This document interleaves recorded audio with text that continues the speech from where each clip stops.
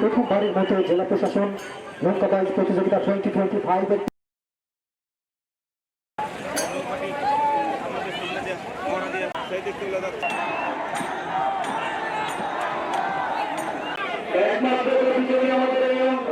গুরুদাসপুর উপজেলা নির্বাহী অফিসার যে মানুষটি সনাতনী দক্ষিণ প্রান্তে এবং ভেঙে ফেলবে কিনা এই মুহূর্তে এটা সাবল নয়, বাজিদের বৈঠা চলছে এবং এরই মাঝে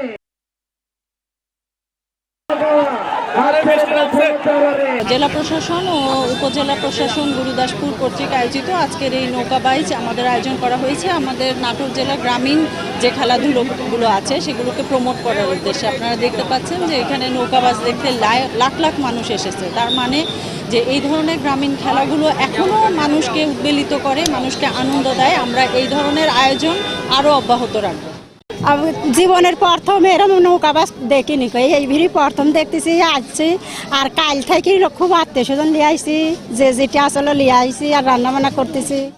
বসুন্ধরা টিস্যু অশুদ্ধতার বিরুদ্ধে এক বিন্দুও ছাড় নয়।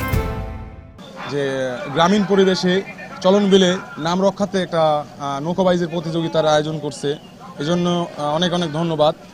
এখানে সকলেই উপস্থিত হয়েছে আনন্দ বিনোদনের জন্য। তো আমি জেলা প্রশাসকের কাছে একটা দাবি করব যে যেগুলো খাল বিল নদ নালা আছে এগুলো হচ্ছে দখলমুক্ত করতে। দখলমুক্ত হলে আমাদের প্রাকৃতিক সৌন্দর্য ফিরে আসবে। প্রত্যেক বছরের ন্যায় কোথাও না কোথাও নৌকাবাইজ প্রতিযোগিতা হবে। আমরা সাধারণ মানুষজন, আমরা গ্রামীণ মানুষজন, আমরা চলন বিলের মানুষ, আমাদের হচ্ছে যে চলন বিলের ঐতিহ্যকে ধরে রাখতে নৌকাবাইজের কিন্তু ব্যাপক একটা বড় দরকার, আয়োজন করা দরকার। তো আমরা জেলা প্রশাসকের কাছে এটুকু আবেদন করব যে দখলমুক্ত খাল বিল যেগুলো আছে সেগুলো হচ্ছে অবমুক্ত করে আমাদের গ্রামীণ জীব বৈচিত্র্যকে রক্ষিত করা, সুরক্ষিত করার জন্য আবেদন করব। এবং হচ্ছে নৌকাবাইজ প্রতিযোগিতা যেন প্রত্যেক বছরের ন্যায় প্রত্যেকটা এলাকায় হয় সেই জন্য দৃষ্টি আকর্ষণ করব। আমার অনেক ভালো লাগতেছে, এখানে হাজার হাজার মানুষ আসছেন। আর হচ্ছে যে আমাদের ধন্যবাদ জানাই আমাদের হচ্ছে নাটোরের ডিসি ম্যাডামকে, তিনি এত সুন্দর একটা আয়োজন করেছেন এবং আমাদেরকে উপহার দিয়েছেন। এবং আমার এটা প্রথমবারের মতো, শুধু আমি নয়, আমার মতো এরকম আরও অনেকে আছেন যারা নৌকাবাইজটাকে উপভোগ করছেন।